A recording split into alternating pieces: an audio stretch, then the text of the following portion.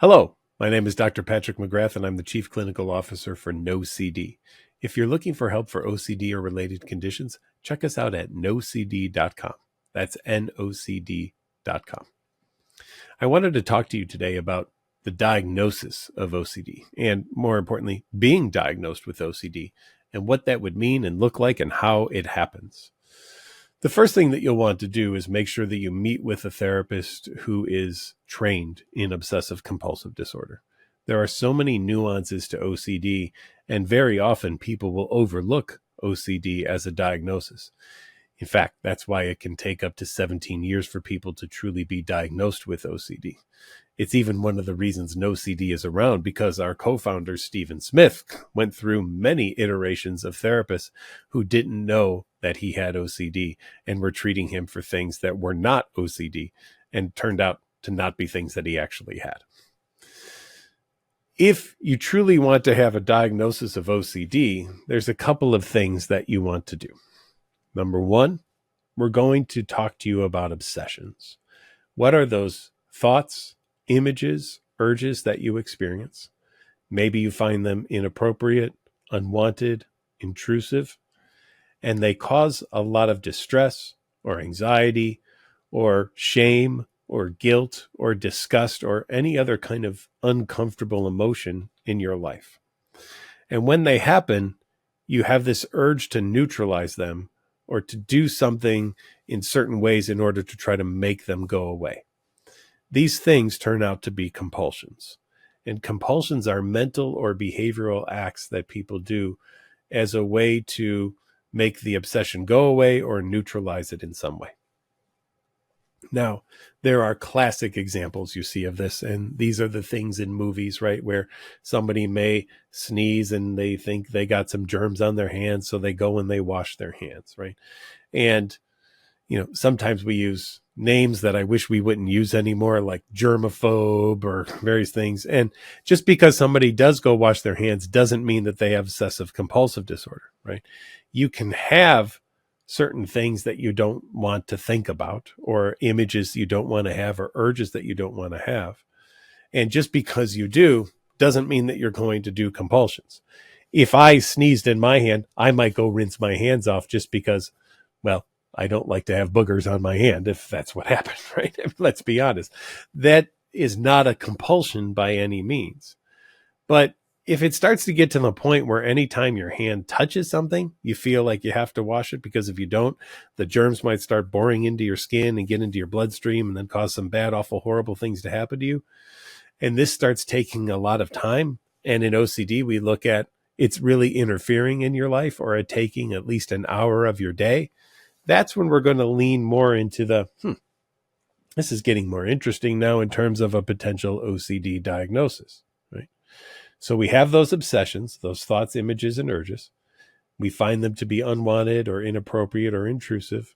We want to neutralize them to get rid of them as quickly as possible, which is where the compulsion comes in. And that compulsion can be mental. So I may count or say a prayer or wish or say, no, I don't really like that, or some kind of neutralizing statement in my head, or an actual behavior that we do. And when that happens, we're looking at it being so repetitive and so interfering that it's either getting in the way of us living our life the way that we want to, or it's taking over an hour a day, or there's really specific rules and regulations that we have to follow according to whatever this obsession is and the way this compulsion is set up, that if we don't do it that way, we have to do it over until we've done it just right. And you may want to check out our video about just right OCD specifically on that, where we talk about that.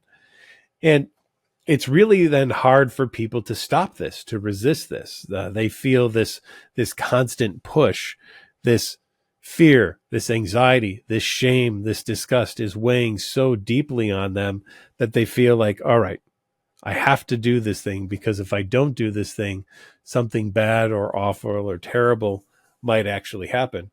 And if it did, it would absolutely be my fault. And I just don't want to be at fault for something like this. So with all the time and all the energy that people put into this, you start to see interferences in people's lives where maybe they don't go to school anymore, or they're getting fired from jobs. It can affect relationships. People will turn to lots of safety behaviors like avoidance or reassurance, distraction.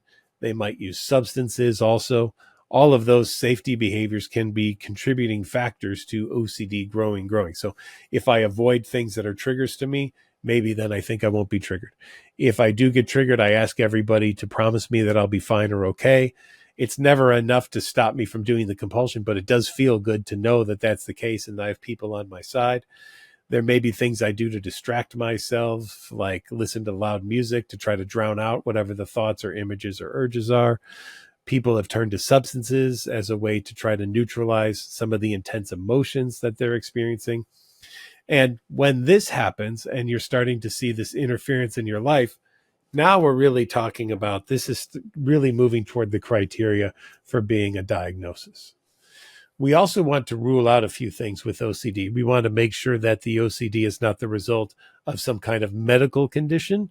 There are certain medical conditions where people seem obsessed with doing things, like sometimes there could be Prader-Willi syndrome where people appear to be obsessed with getting food and have this compulsion to eat, but it is its own syndrome in and of itself. So we wouldn't call that OCD. There's a better diagnosis out there.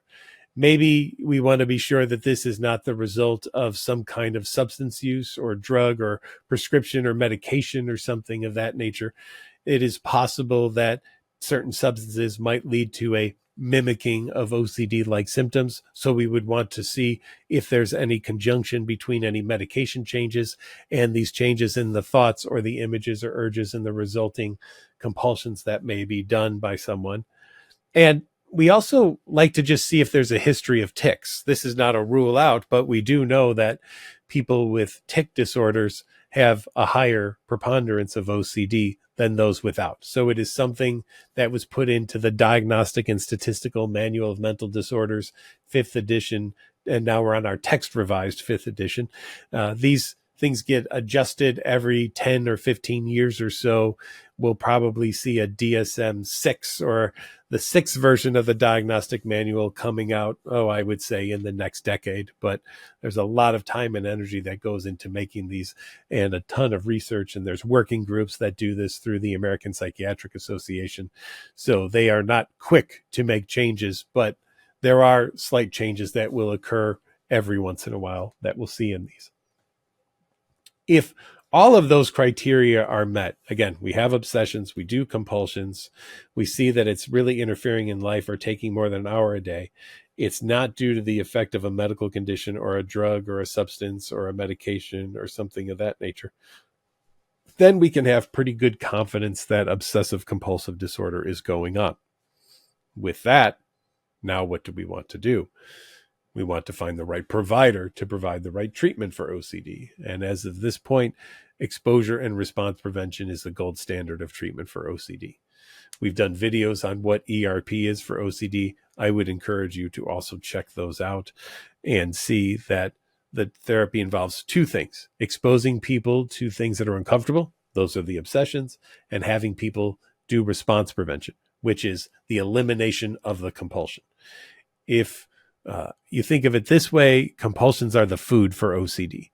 If you do compulsions, you feed OCD and it gets stronger. If you eliminate compulsions, you weaken OCD and you have an opportunity to start living the life that you want to live and not the life that OCD wants you to live.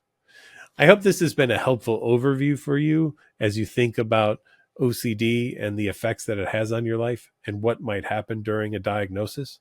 One thing that I would suggest is, if you are meeting with somebody who specializes in OCD, your openness and honesty is really key. I would hope that that therapist would build good rapport with you so that you feel comfortable sharing with them all of the various ways that you experience obsessions and or compulsions. I know that some of them can be embarrassing potentially or of a taboo nature for some people.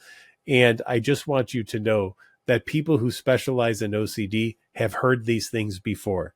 There are not going to be things you say to them that are going to throw them off or make them run screaming out of the room. We have been trained on this. We know it, and we know what we call the ego dystonic nature of OCD. What that means is that we know that these don't go along with your values, right? When you come to treatment, keep in mind this. We cannot give you a 100% guarantee of the things that you are afraid of, that they will never happen, or that they even haven't ever happened. Some people come and say, I just need to know that this never occurred. And I can tell someone honestly, I can't give you that absolute guarantee, but I can help you deal with the discomfort that you have about the doubt and the uncertainty. One thing to keep in mind is that OCD's nickname is the doubting disorder. The doubting disorder wants an absolute guarantee about something. That guarantee cannot be given, unfortunately, because the doubting disorder doubts everything that it is ever given. So I've never been able to give OCD an absolute answer, because it will not take an absolute answer, because it will doubt every answer that it is given. People try all of the time in my webinars or through consults with me or emails or things to say, yes, but what about this? But what about that? And I hold fast to my answers that the goal here is to live with uncertainty and to recognize that for 99.99999% of your life, you don't really care about all the uncertainty that you have. But OCD has said it's fine for that 99.99999. But at this point, 0.00001%, I must have absolute certainty. There can be no doubt. And I just want you to apply what you apply to the rest of your life to that 0.00001%. When you do that and you start living the life you want, OCD starts to fade into the background. It is possible.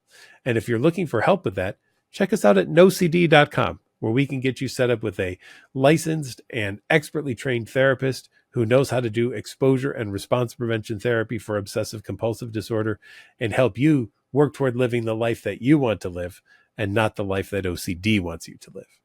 Thanks for watching. See you soon.